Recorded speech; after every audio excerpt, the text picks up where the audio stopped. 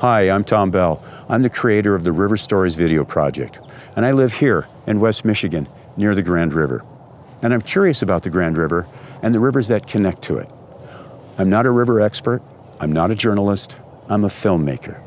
And my curiosity is about the wildlife, the water quality, the history, and the future of this river. And my curiosity has taken me to interesting places, interesting people, and interesting moments up and down this river. And I invite you to join me as I take my camera and go exploring for river stories. And if you like river stories, be sure to subscribe.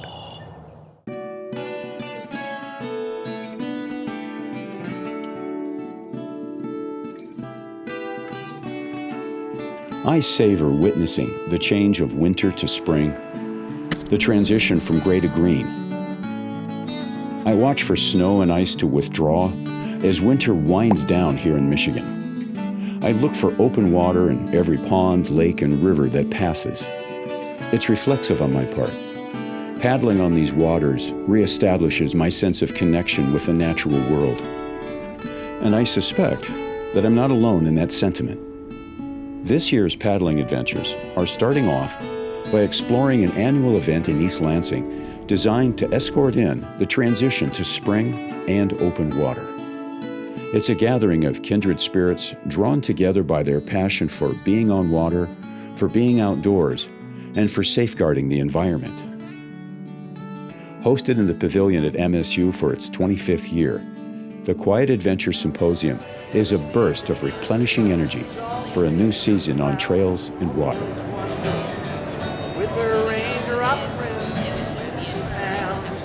Hopefully there'll be 2,000 people in this room today. Many of them may come to visit a retail exhibitor. Many may come to visit the DNR's exhibit to learn about parks, learn about trails. We have a lot of watershed groups. You can get involved in those, learn about protecting your local watershed.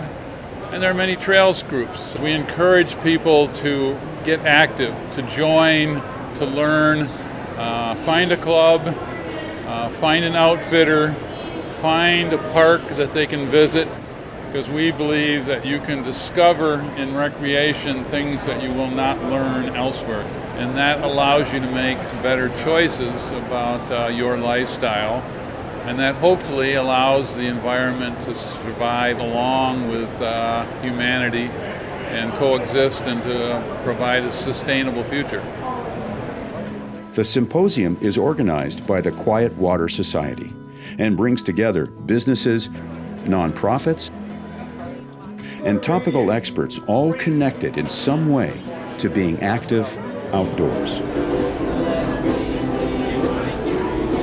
Ironically, the Quiet Activities Symposium is anything but quiet.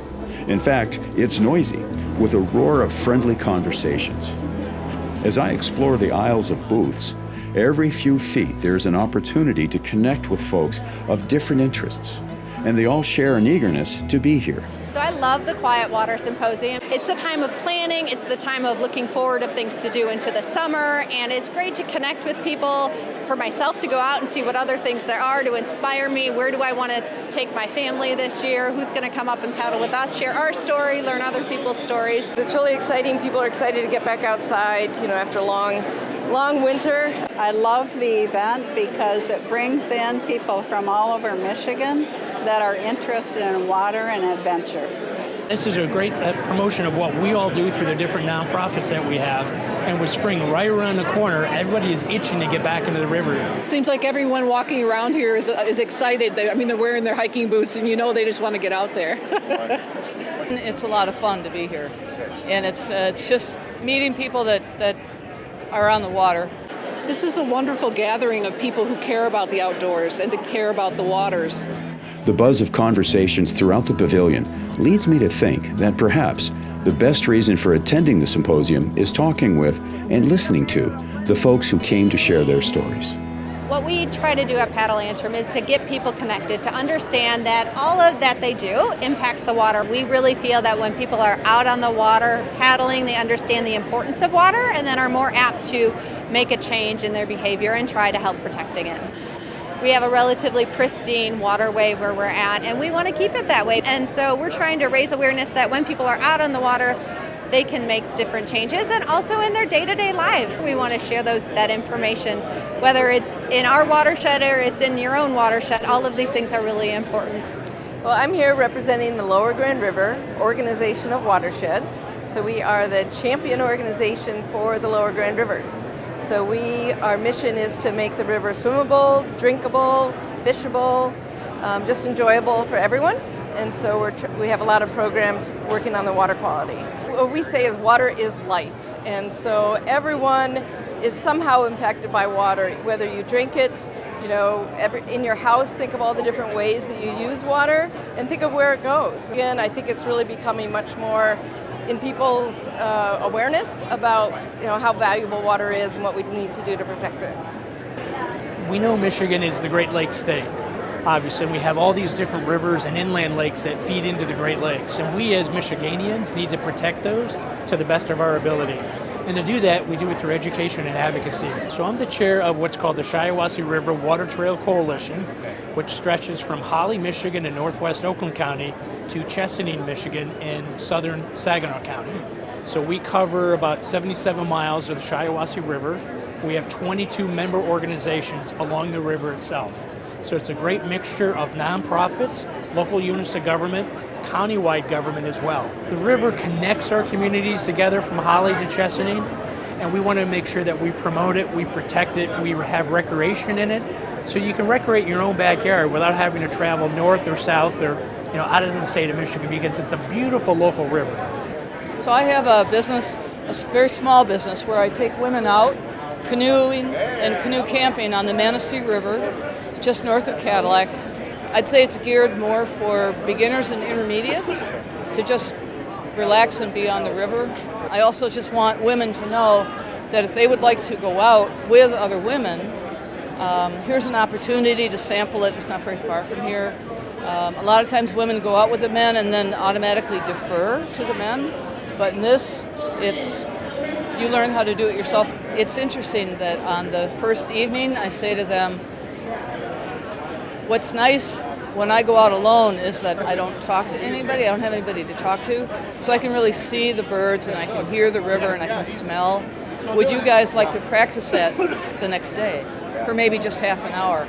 And they have probably all of them been in yoga, and so they know this idea of just being silent, and the whole trip just quiets down. Of all the rivers, I think I like the Manistee best. But I like a lot of rivers best, but I really like the Manistee. There's a lot of wildlife on it. I've seen eagle and osprey. I've seen otter. I just feel good on that river. I just feel peaceful. I have a women's nature retreat, and it's on Drummond Island, and it's a place for women to reconnect with either nature or each other. I've worked with the Outdoor Education Center in Battle Creek, which is a camp. I travel all around the country teaching this class, and it's underwater robotics. And what we do is the kids are given a whole bunch of PVC parts, and they have to design and build a remotely operated vehicle. So they're given instructions on only enough to let them know what they're going to do.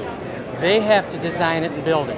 But I've done it with Boy Scouts, Cub Scouts, Girl Scouts, church groups, birthday parties, you name it, we've done it. And it's just fun. This one has a 40-foot tether on it. I've had it out on one shipwreck up near Ludington. It's kind of cool to be on a shipwreck and see what's down there and not have to get wet. I've completed 3 1,000-mile adventures exploring the Great Lakes. The first was all the way around Lake Michigan. The second touched all 5 Great Lakes. And then I launched off the shoreline to explore the islands of the Great Lakes. Our state is literally defined by the Great Lakes. And I think we need to be the caretakers and the guardians of these waters and to speak up for them. It took me 64 days to walk around Lake Michigan, and I realized that even though these waters are vast, they're fragile. And we can do so much to protect them, and we can be careless and mess them up very easily. There are spaces in the pavilion, though, where the speaking is done mostly by one person at a time.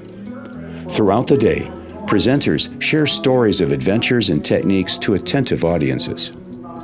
The Quiet Adventure Symposium has a lot to offer, and it's a lot to take in for one day.